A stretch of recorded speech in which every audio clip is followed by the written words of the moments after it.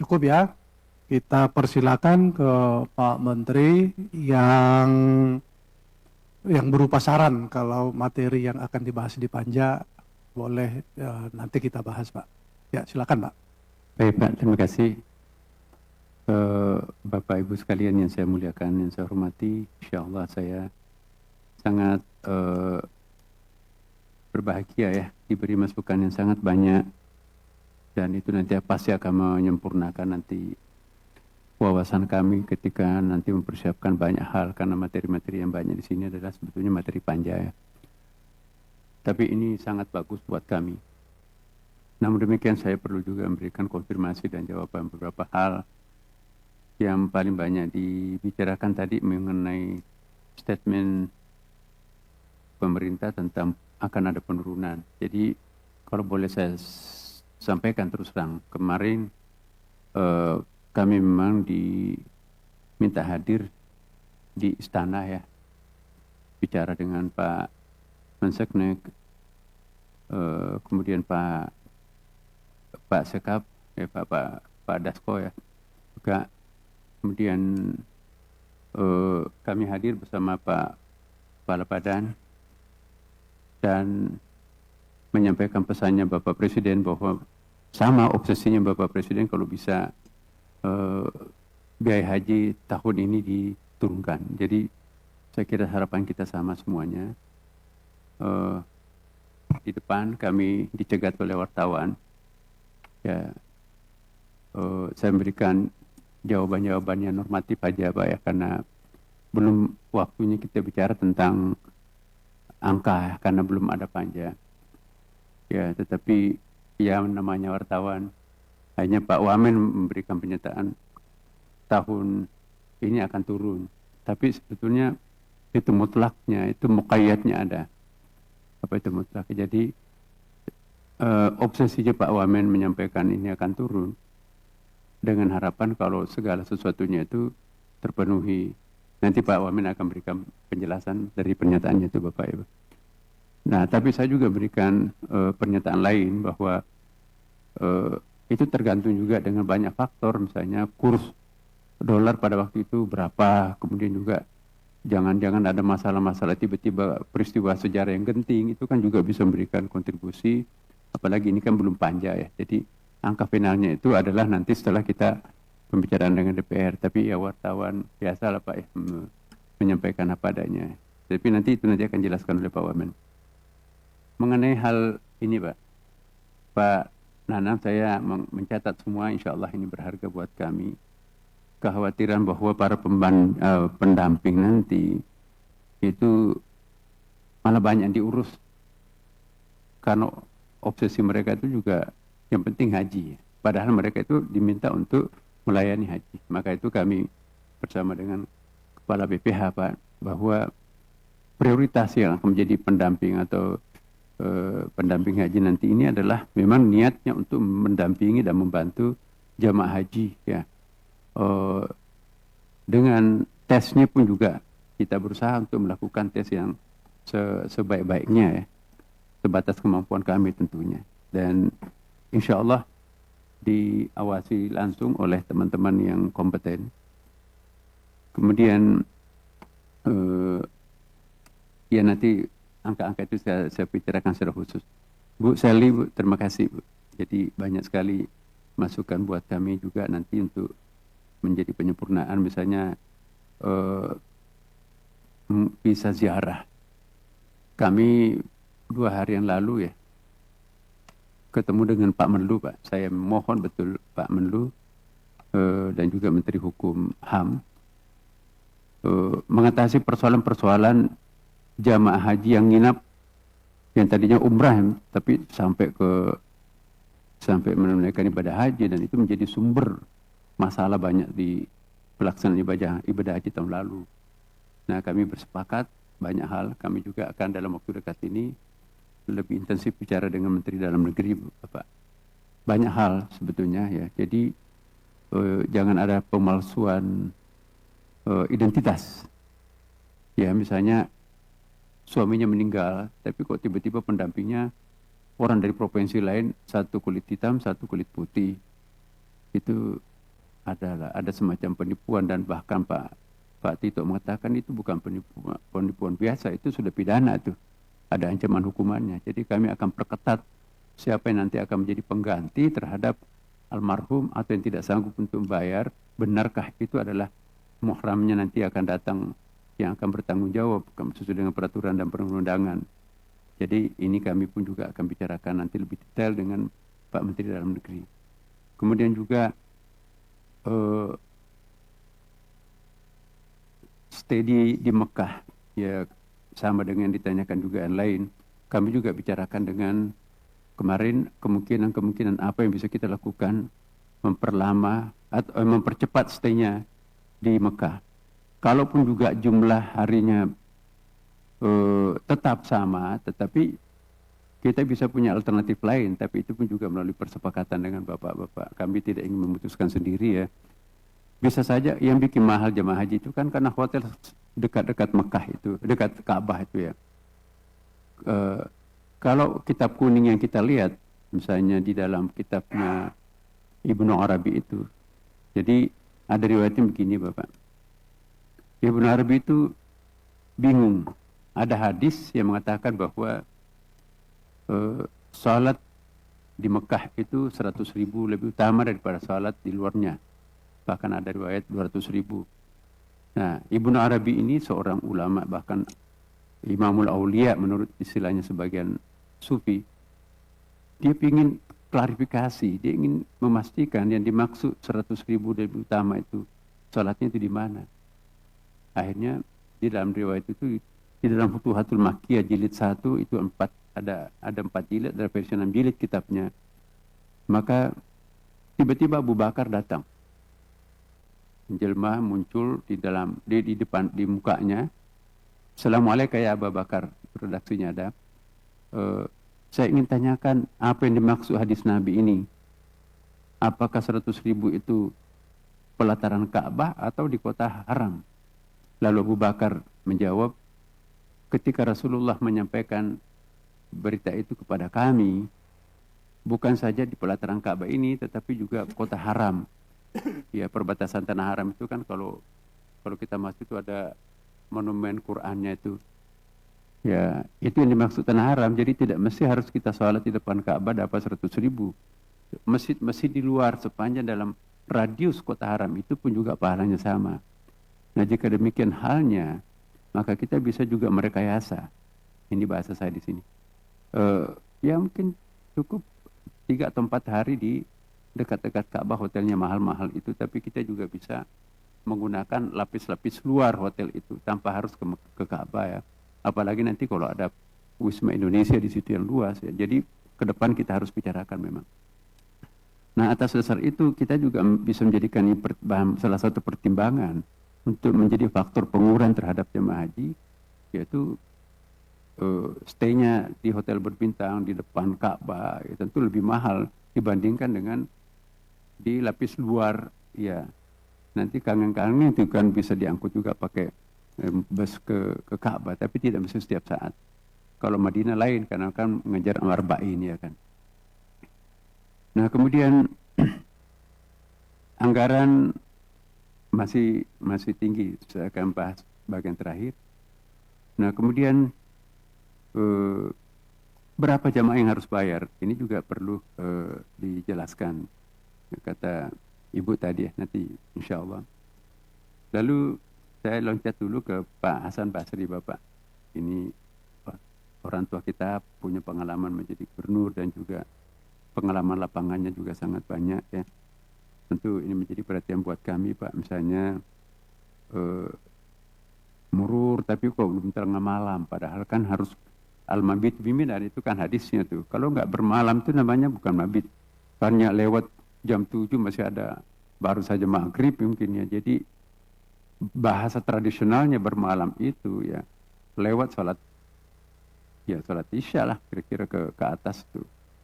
Ya, jadi bahasa populernya al-mabit itu ada. Bahasa syariahnya juga ada. Nah, itu pun juga menjadi perhatian buat kami. Kriteria murur itu nanti seperti apa.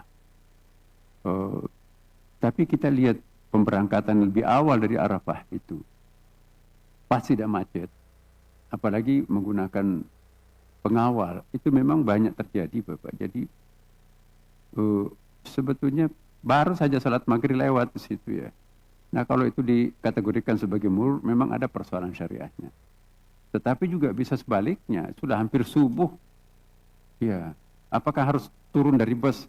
Apakah harus formal, harus berbaring di tanah di situ baru disebut mabit? Sementara sudah subuh menjelang subuh, dan itu nanti juga akan mengganggu syariah itu. Jadi nanti ini PR kami selaku penyelenggara dan bersama kepala badan Pak, nanti kita harus mengukur ini. Sama juga nanti sekaligus menjawab pertanyaan tanazul Pak. Tanazul itu pun juga ada risikonya loh Bapak. Tapi juga ada manfaatnya banyak. Ya kalau misalnya tidak macet dan hotelnya pun juga nanti di mana. Lalu makanannya seperti apa? Transitnya nanti sebelum pergi ke situ di mana, dan itu juga harus dilacak. Kami punya ada detail-detailnya secara mikro ya. Kami tidak sampaikan di sini, nanti insya Allah di panja nanti kami akan i'rab itu, kami akan detailkan Pak. Jadi kami tidak uraikan di sini, tapi menjadi perhatian kami. Kemudian istita'ah, bagus Bapak. Kami pun juga dari Kementerian Agama akan melakukan semacam pembacaan ulang ma'manal istita'ah ke inna madzahibul arba'ah, apa yang dimaksud dengan konsep istita'ah dalam mazhab 4, bahkan kalau perlu juga mazhab 5 yang Syiah itu. Jadi bagi kita istita'ah di sini Pak, sebetulnya menurut saya pribadi banyak sekali jamaah kita itu enggak istita'ah tapi dipaksakan, seolah-olah ada kepentingan tertentu yang membuat ayo ikut haji. Ya, jadi memprovokasi orang tuh haji harus menjual barang-barangnya. Nanti menjadi misalnya begini, di Makassar nih, kami punya penelitian. Sebelum haji, mereka itu petani betulan, ada sawahnya, tapi diprovokasi oleh kelompok-kelompok tertentu. Bagus, haji aja, nanti rezekinya bagus, sawahnya dijual. Nah, setelah pulang menjadi petani penyewa tanah, petani penyewa sawah. Dia sewa tanahnya kembali. Jadi ini ada faktor yang bisa kita juga teliti nantinya ya, bahwa justru dorongan untuk menunaikan ibadah haji walaupun di luar kemampuannya, tidak istita'ah, itu karena ada kepentingan juga. Jadi inilah yang saya juga sampaikan kepada ustadz-ustadz kita. Mari kita sepaham dulu apa yang dimaksud istita'ah. Selama ini kita tidak perbaiki definisi istita'ah, ya mati syahid kok kalau kita naik ke situ, sampai ke situ, masuk surga langsung. Jadi siapa yang nggak mau haji? Jadi jual semua apa yang bisa dijual, nggak peduli anaknya seperti apa. Nah itu kan sebetulnya menimbulkan kemudaratan. Jadi walillahi ala nasi hajjul baiti man istata'a ilaihi, itu mannya itu kalau ilmu balaga itu syarat itu man istata'a ilaihi sabila. Nah, jadi berbarengan dengan itu pun juga Bimas Islam juga harus terlibat dalam rangka mengurus Bimas haji ini. Mari kita perbaiki pengertian istita'ah, apalagi masalah kesehatan Bapak Ibu. Jadi kita jangan memberikan pembenaran untuk menunaikan ibadah haji sekalipun tidak memenuhi syarat sebetulnya. Bahkan juga yang punya banyak uang itu juga seolah-olah dibujuk-bujuk, enggak apa-apa, pahalanya banyak, gampang kok. Jadi jangan sampai kita mengedepankan koleksi untuk kita berangkatkan ke Makkah dengan kepentingan tertentu, akhirnya kita melanggar batas-batas istita'ah ini. Bahkan juga masalah-masalah kebijakan nasional kita langgar. Sudah berpuluh-puluh kali haji, ya karena punya kemampuan dan segala macam haji lagi. Ya. Jadi kita harus menjadi contoh Pak. Saya 11 tahun saya jadi pejabat di Kementerian Agama. Tidak satu kali pun Kementerian Agama menghajikan saya. Dan saya tidak pernah haji melalui Kementerian Agama. Karena bagi saya, jamaah kita terlalu banyak yang pingin, saya sudah haji kok. Kecuali kalau undangan Saudi Arabia itu kan lain. Nah jadi ini Bapak Ibu sekalian. Kemudian juga hal lain yang perlu saya juga jawab pada kesempatan ini, Ibu, Pak, misalnya di embarkasi haji antara di Ambon ya Pak ya. Nah, ini menjadi catatan kami ya. Apa yang sudah baik pada pelaksanaan haji yang lalu, kita akan pertahankan kalau perlu ditingkatkan. Tapi apa yang menjadi masalah itu tidak bisa ditoleransi. Nah, kemudian juga aula keberangkatan menjadi catatan kami Pak Dirjen ya, Pak Kepala Pak. Kemudian teman dari Ibu Asin dari PKB ya, BPKH memberikan manfaat sebesar-besarnya, betul Pak. Jadi kami juga diskusi dengan BPKH. Tidak pernah ada undangan BPKH yang saya tidak hadir, karena saya ingin beri masukan juga kepada kawan-kawan kita, pengelola BPKH ini, termasuk di Mekah juga. Mohon maaf kalau ada BPKH di sini. Ya, saya bukan pebisnis, tetapi dana yang sebesar ini sebetulnya banyak yang bisa kita lakukan, tapi itu wilayah lain. Misalnya saya tanya keuntungan Anda selama satu periode haji di Mekah kemarin, ya disebut angka sekian. Jadi saya pikir apa nggak bisa menjadi 5 kali lipat dari itu dengan modal seperti ini. Jadi saya kira juga sambil jalan bukan hanya memperbaiki haji, tetapi bagaimana caranya BPKH ini mengintensifkan dengan cara-cara yang halal, mengefektifkan penggunaan dana besar itu. Kita di Malaysia kan misalnya lembaga tabung haji itu banyak sekali kreasi-kreasinya.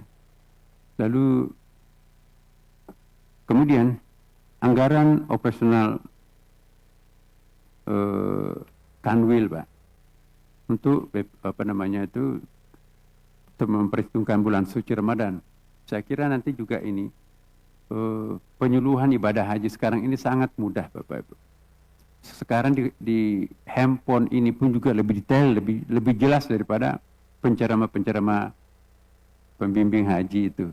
Nah, ini sudah lengkap dengan gambarnya. Jadi kami Pak ke depan nanti insya Allah tentu bekerjasama dengan BPH. Kita akan ada model BPK tanpa harus ada anggaran. Ya, biarlah anggaran itu nanti untuk menjadi faktor penghemat ya. Tapi mohon maaf kami belum bisa lakukan sekarang, kan baru 1 bulan lebih kami di sini Bu. Kemudian juga istitaah fisik catatan kami Pak, konsumsi di Mina ya. Kemudian zona Jatim kami catat di sini, insya Allah jangan sampai catatan ini hilang. Tanazul Bapak Ibu, catatan buat kami juga. Iya.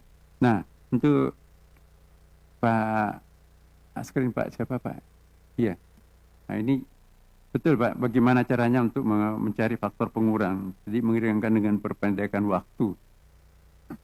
Kami insya Allah mungkin tahun depan kita akan melakukan simulasi-simulasi dengan kerjasama dengan Saudi Arabia tentunya, karena ini kan faktornya bukan hanya Indonesia ya, tapi faktornya juga di Saudi Arabia, bukan negara kita. Tapi saya yakin melalui lobby-lobby kita, apalagi Menteri Haji sekarang ini kan bekas lama menjadi Menteri Kesehatan Bapak, lama juga Menteri Perdagangan, alumni Amerika, jadi kami nyambung vocabnya. Dan kami bicara pada waktu itu, kata Pak Menlu, biasanya kan Pak Menteri Haji yang lalu-lalu itu hanya 15 menit. Nah ini kami lebih 1 jam barangkali bisa, kan bicara tentang identitas umat Islam segala macam ya. Jadi ada persambungan rasa antara kami dengan beliau. Kemudian juga kami juga tadi saya sampaikan ya, jangan terlalu lama di sekitar Ka'bah yang hotelnya mahal. Kemudian juga aftur Pak, kami juga bicara kemarin, aftur itu bisa turun sekian digit tertentu kalau melalui lobby-lobby dengan Pertamina, dan Pak Wamen kami juga bersama kami dengan Pak Kaban kemarin Pak ya, ada angka-angka dan ada kehendak pemerintah juga untuk melobi agar aftur ini bisa ditekan, dan itu nanti akan berpengaruh kepada Garuda atau penerbangan lain. Kemudian juga tentu saja, nah ini saya harus buka di sini bahwa pemerintah akan berusaha setegas-tegasnya untuk tidak melakukan toleransi terhadap segala macam penyimpangan-penyimpangan yang dilakukan oleh siapapun di Tanah Suci dan di Indonesia. Kalau kita sepakat bahwa kita akan melakukan pengurangan dana ibadah haji, ONH haji, maka mari mulai dari diri kita sendiri masing-masing, siapapun, mari kita introspeksi, mari kita betul-betul lillahi ta'ala. Ya, saya ingat di bahasa pesantren, jangan pernah ada yang membisniskan urusan-urusan rukun Islam, itu akan terancam su'ul khatimah. Berbisnis dengan haji, banyak contoh justru su'ul khatimah, Bapak Ibu. Apa kita akan memperoleh keuntungan dengan cara-cara seperti mereka yang, dan pada akhirnya ya kita punya pengalaman lah, berapa banyak orang yang membisniskan urusan-urusan rukun Islam itu tidak ridhai oleh Allah Subhanahu wa taala. Maka itu kami juga akan pertegas, mulai dari petugas-petugas kami nanti akan ke sana, kami memantau siapa yang akan bermain di wilayah-wilayah manapun juga di sana itu. Ini mohon izin kepada yang kami muliakan Komisi 8. Kemudian juga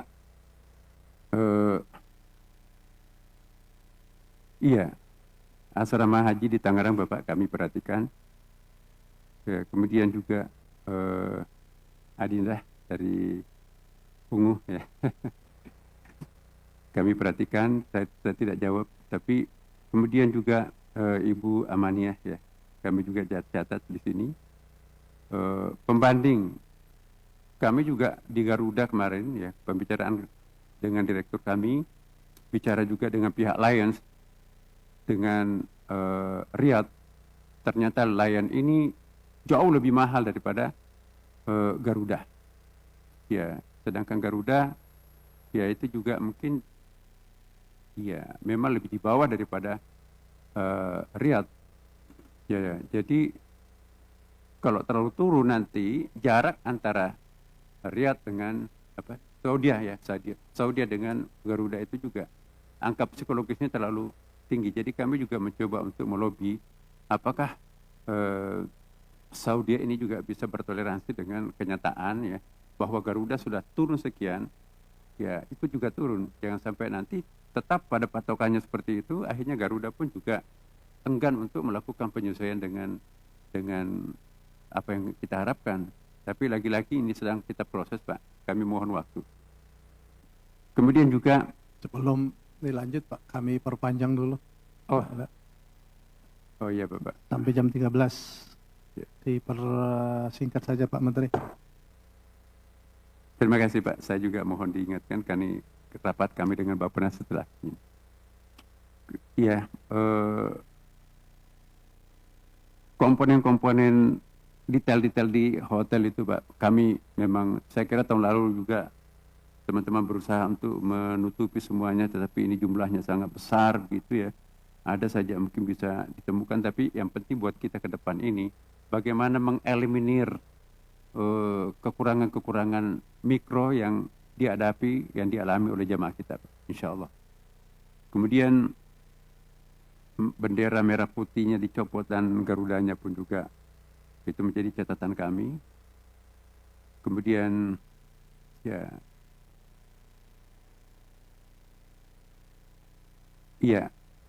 saya bagian terakhir saja saya akan masuk ke mengenai penurunan ini Bapak. Ya, antara lain, nah kalau kita lihat angka-angka yang disampaikan di sini ya, memang BP-nya itu 65, sekian, ya. Panjarnya apa namanya itu istilahnya? Setoran haji awal kan sudah ada 25 juta ya, 25 juta ditambah berarti kita harus menambah 40 juta sekian. Berarti memang selisihnya naik 9 juta ya. Nah padahal persepsi masyarakat kita itu memang turun itu bukan berarti totalitas BP tanpa BPIH, karena mereka kan tidak paham tentang itu ya. Nah saya kira memang yang paling harus kita lakukan sekarang ada dua hal. Berusaha untuk melakukan penurunan memang secara signifikan melalui penghematan, pembersihan, segala macam calo-calo dan sebagainya. Mudah-mudahan dalam waktu dekat ini kami bisa menyusun ulang angka-angka yang bisa lebih firm. Dan yang kedua juga, kalau memang sudah tidak bisa lagi ditekan sedemikian rupa, penjelasan kami kepada masyarakat. Masyarakat itu kan sebetulnya kalau diberikan penjelasan pada umumnya bisa mengerti. Ya. Persoalannya kalau kita tidak beri penjelasan, tiba-tiba seolah dipaksakan, itu misunderstanding antara pemerintah dengan masyarakat itu bisa terjadi. Nah, saya yakin kalau Komisi 8 dengan pemerintah kompak, Pak, dalam memberikan bahasa yang sama kepada masyarakat kita, apalagi ibadah ini, Pak, itu saya kira understandingnya itu pasti bisa, Pak. Orang kan juga tahu bahwa harga-harga di pasar kebutuhan sehari-hari pun juga pada naik. Ya, jadi yang penting penjelasan kita kepada masyarakat. Nah, mungkin Pak Wamen, Pak, akan memberikan penjelasan. Terima kasih.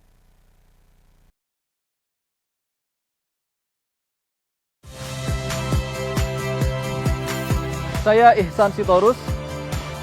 Saksikan program-program Kompas TV melalui siaran digital, pay TV, dan media streaming lainnya. Kompas TV, independen, terpercaya.